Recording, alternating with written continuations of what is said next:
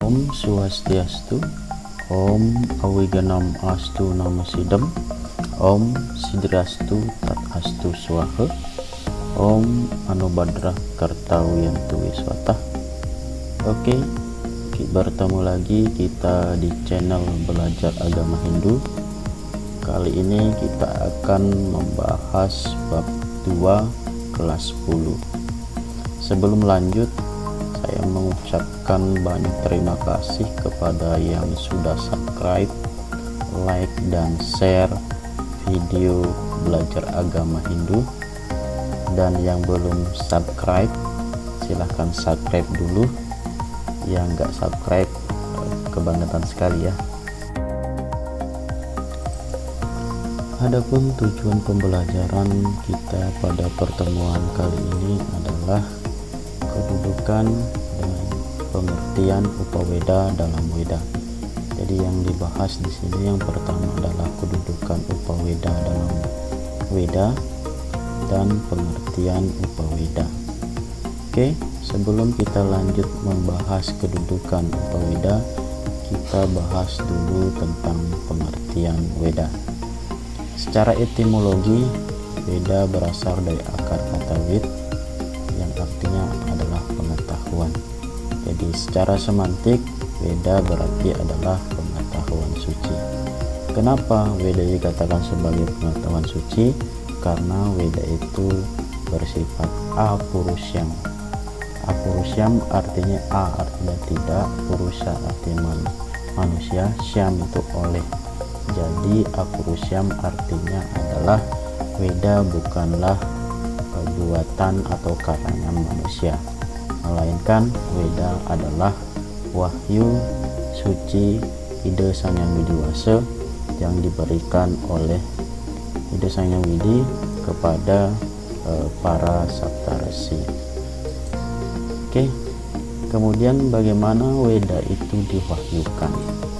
Ya, yang pertama, Weda itu diwahyukan dengan secara suara nada. Artinya Weda diwahyukan kepada saptarsi pada saat beliau melakukan tapa yoga samadhi. Pada saat saptarsi melakukan tapa yoga samadhi, pada saat itulah ide Sang Hyang Widiwasa mewahyukan Weda kepada beliau. Dan contoh Weda yang diwahyukan secara suara nada adalah kitab Rigveda. Kemudian cara pewahyuan Weda yang kedua adalah Upanishad, yaitu Weda yang diwahyukan melalui percakapan resi dengan murid-muridnya. Pada saat resi melakukan percakapan dengan murid-muridnya, pada saat itulah ide Sang Hyang Widiwasa memberikan wahyu kepada resi tersebut, sehingga apa yang diucapkan, yang diajarkan oleh resi tersebut merupakan wahyu dari ide Sang Hyang Widiwasa. Dan contoh kitab Weda yang diwahyukan melalui cara Upanishad adalah kitab-kitab Upanishad. Kemudian yang ketiga adalah cara pewahyuan Weda melalui darsana. Darsana artinya Weda diwahyukan melalui dewa yang berjumpa langsung dengan manusia. Contohnya adalah Arjuna yang memperoleh Pasupati Sastra dari Dewa Indra. Kemudian yang keempat adalah Weda diwahyukan dengan cara awatara. Artinya Weda diwahyukan melalui awatara Wisnu yang turun ke dunia dalam rangka menegakkan Dharma. Contohnya misalnya adalah awatara Krishna yang mewahyukan kitab Bhagavad Gita pada saat perang Kurukshetra akan dimulai. Berikut adalah kodifikasi Weda menurut Resi Vyasa. Ya, jadi menurut Resi Vyasa Weda dibagi menjadi dua. ada yang disebut dengan Weda Sruti dan ada yang disebut sebagai Weda Smarti. Oke, kita bahas satu persatu. Weda Sruti bisa dibagi menjadi 3 bagian.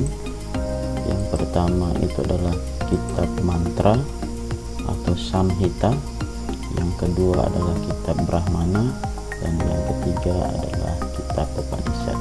Kita bahas dulu kitab mantra. Ya. Kitab mantra atau Samhita itu terdiri dari 4 kitab. Yang pertama itu adalah kitab Rigveda, kemudian yang kedua adalah Samaweda, yang ketiga adalah Yajurveda, dan yang keempat adalah Atharvaveda. Kitab pertama dari kitab mantra atau Samhita adalah Rigveda. Rigveda berasal kata rek yang artinya adalah memuja. Jadi Rigveda itu berisikan tentang doa pujaan secara umum kehadapan Idesa Yang Widiwasa. Resi yang menyusun Rigveda ini adalah Resi Pulaha, atau biasa juga beliau disebut dengan nama Resi Paila. Resi Pulaha atau Resi Paila ini adalah salah satu murid dari Maharesi Vyasa. Rigveda terdiri dari 10 mandala. Mandala 2 sampai mandala 8 itu disusun oleh Saptarsi, kemudian mandala 1, 9 dan 10 disusun oleh banyak Maharesi. Kitab yang kedua itu adalah Samaweda. Samaweda berasal kata sama yang artinya adalah irama atau lagu pujaan. Jadi Samaweda itu berisikan tentang lagu-lagu pujaan kehadapan Idesa Yang Widiwasa. Ya, murid Maharesi Vyasa yang menyusun Samaweda adalah Resi Jaimini. Samaweda bisa dibagi menjadi 2 bagian. Bagian pertama itu adalah Archika, ya, yaitu bagian dari kitab Samaweda yang selokanya diambil dari kitab Rigveda. Dan bagian yang kedua itu adalah Uttarachika, merupakan sloka-sloka tambahan. Jadi Samaweda ini berisikan sloka-sloka yang diambil dari Rigveda dan diberikan sloka tambahan atau yang disebut dengan Uttarachika. Kitab ketiga dari kitab Samhita atau mantra ini adalah Yajurveda. Yajur berasal dari kata Yajur yang artinya adalah pokok-pokok pelaksanaan yatnya. Jadi kitab Yajurveda berisikan tentang pokok-pokok pelaksanaan yatnya. Yajurveda ini disusun oleh Resi Vaisampayana, murid dari Maharesi Vyasa. Ya, sloka Yajurveda sebagian besar diambil dari kitab Rigveda, sama dengan kitab Samaweda tadi. Sebagian besar slokanya diambil dari kitab Rigveda. Nanti juga kitab Atharvaveda sebagian besar slokanya diambil dari kitab Rigveda. Yajurveda bisa dibagi menjadi 2 bagian. Yang pertama itu adalah Krishna Yajurveda atau yang biasa disebut sebagai Yajurveda hitam, dan Sukla Yajurveda atau biasa disebut dengan Yajurveda putih. Krishna Yajurveda atau Yajurveda hitam itu berisikan tentang hakikat, arti, dan tata cara pelaksanaan yatnya. Sedangkan Sukla Yajurveda atau Yajurveda putih berisikan tentang mantra atau doa yang digunakan dalam proses pelaksanaan yatnya. Bagian keempat dari kitab Samhita atau mantra itu adalah kitab Atharvaveda. Atharvaveda berasal kata Atharvan yang artinya magis. Atharvaveda ini disusun oleh Resi Sumantu, salah seorang murid dari Maharesi Vyasa. Atharvaveda berisikan tentang sloka terapan dalam kehidupan atau tuntunan kehidupan. Jadi slokanya lebih berguna atau lebih merupakan teknis yang bisa digunakan dalam membantu kehidupan manusia. Misalnya mantra-mantra untuk mendapatkan hujan, mendatangkan hujan, mantra-mantra untuk mendapatkan keselamatan ada dalam kitab Atharvaveda. Kita lanjut ke kitab Brahmana. Kitab Veda Sruti yang kedua itu adalah kitab Brahmana. Kitab Brahmana ini dikatakan sebagai karma kanda. Kenapa dikatakan sebagai karma kanda? Karena kitab Brahmana ini adalah merupakan pelaksanaan dari kitab Samhita atau kitab mantra, dan yang dilaksanakan dalam bentuk yajna. Kata Brahmana sendiri berasal dari kata doa, yang artinya doa. Jadi kitab Brahmana itu berisikan tentang himpunan-himpunan doa yang digunakan dalam proses pelaksanaan yajna. Setiap kitab mantra itu memiliki kitab Brahmananya masing-masing. Jadi kitab mantra Rigveda, Samaveda, Yajurveda, dan Atharvaveda masing-masing memiliki kitab Brahmananya. Misalnya Rigveda memiliki kitab Brahmana dengan nama Aitareya dan Kausitaki. Kitab Samaveda memiliki kitab Brahmana yang disebut dengan Tatnya, Sadvimsa, Aduta. Yajurveda, Taittiriya, Satapatha. Atharvaveda memiliki kitab Brahmana yaitu adalah kitab Gopata.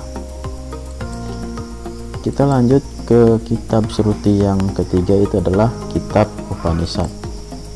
Kitab Upanishad dikatakan sebagai Jananakanda atau tatwa dari agama Hindu yang berisikan tentang ketuhanan, nilai-nilai ketuhanan, nilai filsafat tentang agama. Upanishad berasal dari kata upa, ni, dan sat. Upa artinya dekat, ni artinya di bawah, sat artinya duduk. Jadi Upanishad itu berarti duduk di bawah kaki guru. Jadi Upanishad ini membahas tentang tatwa, filsafat, metafisika, tentang ketuhanan dan penciptaan alam semesta dan buana alit, tentang epistemologi, tentang cara memperoleh kebenaran, dan etika, tentang cara mencapai kelepasan. Yang dibahas secara umum ke segala garis besar dalam kitab Upanishad adalah tentang Pancasarada, tentang Brahman, Atman, hubungan Brahman dan Atman, karma pala, punarbawa, dan moksa. Ini yang lebih ditekankan, dibahas di dalam kitab Upanishad. Sama dengan kitab Brahmana, kitab Samhita juga memiliki kitab Upanishadnya. Rigveda juga memiliki kitab Upanishad yang dengan nama Kausitaki dan Nada Bindu. Samaveda, Kena, dan Chandogya. Yajurveda, Shestaswastra, dan Padaryanaka. Atharvaveda, Mandukya, dan Prasna.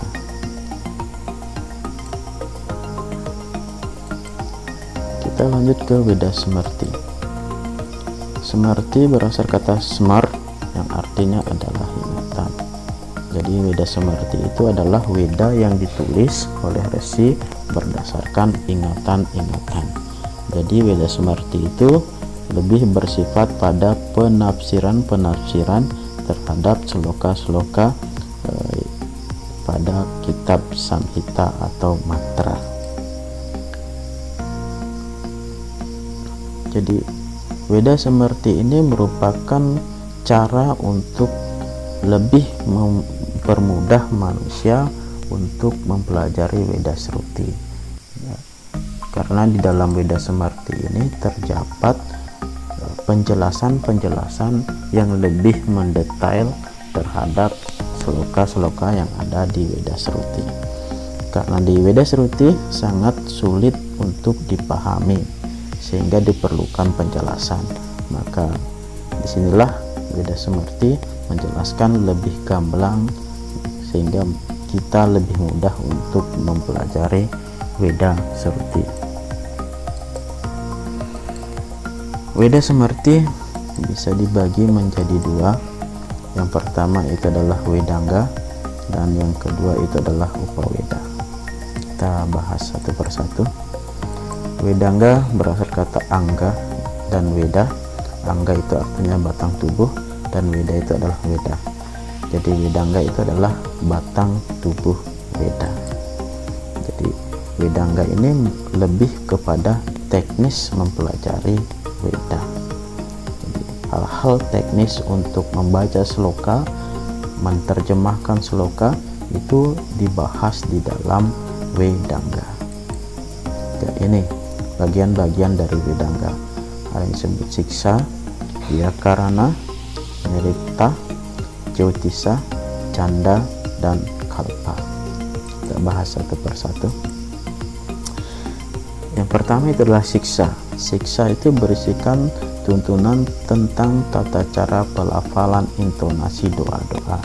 Ya, doa-doa yang dimaksud ini adalah doa-doa yang ada pada kitab Weda Suruti. Jadi siksa ini berisikan tentang tuntunan tata cara pelafalan intonasinya. Kemudian yang kedua adalah Vyakarana. Vyakarana ini membahas tentang tata bahasa yang digunakan dalam kitab suci Weda. Yang ketiga adalah Nirukta. Nirukta ini adalah keterangan tentang arti kata-kata yang terdapat di dalam pustaka suci Weda. Ya, lebih kepada arti kata. Nirukta. Vyakarana itu adalah tata bahasanya.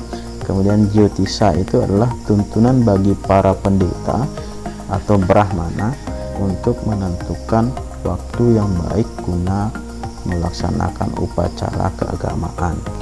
Ya, ini kalau di Bali dikenal dengan Dewasa Ayu ya, Dewasa Wariga. Biasanya Jyotisa juga disebut dengan ilmu astronomi Hindu atau ilmu perbintangan. Kemudian yang kelima itu adalah Canda. Canda berisikan tentang uraian tentang tata cara ikatan bahasa dalam Weda Suruti yang disebut dengan lagu atau tembang. Yang keenam itu adalah Kalpa. Kalpa itu berisikan tuntunan tentang pelaksanaan yatnya.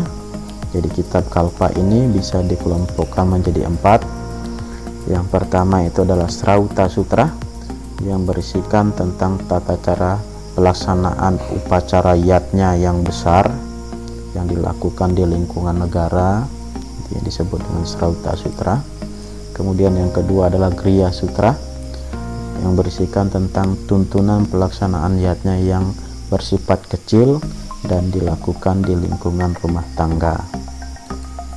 Kemudian yang ketiga adalah Sulwa Sutra yang berisikan tentang petunjuk tata cara mendirikan bangunan, baik bangunan tempat suci maupun bangunan perumahan. Kemudian yang terakhir itu adalah Dharma Sutra, yaitu berisikan tentang petunjuk tentang dharma, masalah hukum yang mengatur tentang hak dan kewajiban manusia. Oke, kita masuk di Upaweda. Ya, Upaweda ini adalah bagian kedua dari kitab Sumerti. Pengertian Upaweda, ya, Upaweda secara etimologi berasal kata upa dan weda. Upa itu artinya dekat dan weda ya adalah weda. Jadi Upaweda itu artinya dekat dengan weda. Jadi bisa disimpulkan bahwa Upaweda itu adalah weda tambahan. Kenapa dikatakan weda tambahan? Karena di dalam Upaweda itu terdapat penjelasan-penjelasan konkret atau nyata tentang pelaksanaan sloka-sloka suci Weda. Ya. Upaweda menjelaskan sloka Weda yang sulit dipelajari dengan memberikan contoh konkret. Ya, contoh konkretnya adalah di dalam Upaweda itu ada itihasa, ada purana, ya kan. Di dalam itihasa itu ada contoh pelaksanaan sila, Sadacara Atmanastuti daripada kitab suci Weda. Jadi contoh konkret pelaksanaan Weda ada dijelaskan di dalam kitab Upaweda, khususnya Itihasa, Purana. Kenapa Upaweda dikatakan mempermudah mempelajari? Karena dalam Upaweda itu terdapat contoh-contoh pelaksanaan yang mudah untuk dipahami oleh manusia. Karena Weda dalam hal ini adalah Weda Sruti itu sangat sulit dipelajari, sehingga diperlukan penjelasan-penjelasan, dan penjelasan inilah yang diperoleh dari kitab Upaweda. Jadi kedudukan Upaweda dalam Weda itu adalah, yang pertama, Upaweda itu adalah penjelasan dari kitab Weda. Seperti yang saya katakan tadi, kitab Weda Sruti itu sangat sulit untuk dipelajari karena bahasanya yang sangat bersifat rahasia dan perlu dijelaskan, dan penjelasan konkretnya itu ada dalam kitab Upaweda. Upaweda itu adalah Weda tambahan. Selain Weda Sruti, ternyata Upaweda ini juga bisa disebut sebagai Weda. Kenapa dikatakan sebagai Weda? Karena bisa digunakan sebagai tuntunan dalam mengarungi kehidupan. Jadi Upaweda itu merupakan contoh penerapan tatwa, upacara, dan susila Weda. Jadi kita bisa mencari contoh pelaksanaan tatwa dari kitab Weda itu pada kitab Upaweda. Begitu juga contoh pelaksanaan yatnya, upacara, susila Weda itu bisa kita lihat contohnya secara nyata pada kitab Upaweda, khususnya pada sila, itulah tingkah laku orang suci yang diperankan oleh tokoh-tokoh yang berada pada cerita Itihasa dan Purana. Upaweda bagian dari kitab Weda Sruti ya. Jadi secara garis besar Upaweda ini adalah bagian yang tak terpisahkan dari kitab Weda, yaitu bagian dari kitab Weda Sruti. Jadi kedudukan Upaweda dalam Weda itu sangatlah jelas bahwa Upaweda itu adalah penjelasan dari Weda, termasuk dalam Weda tambahan, dan merupakan penerapan contoh konkret dari ajaran tatwa, upacara, dan susila dari Weda. Kemudian Upaweda juga bagian dari kitab Weda Sruti. Demikian pertemuan pada kali ini. Sebelum kita tutup pertemuan ini, silahkan kerjakan tugasnya. Ada 5 tugas. Yang pertama itu adalah jelaskan mengapa Weda dikatakan bersifat apurusya. Kemudian yang kedua, tuliskan resi penerima wahyu Weda. Yang ketiga, jelaskan kodifikasi Weda menurut resi biasa. Yang keempat, jelaskan cara pewahyuan Weda. Dan yang kelima, jelaskan kedudukan Upaweda dalam Weda. Oke, demikian pertemuan kita pada kali ini. Kurang dan lebihnya mohon dimaafkan. Jika ada pertanyaan, silahkan tulis di kolom komentar. Bapak akhiri dengan Paramasanti. Om Santi Santi Santi Om.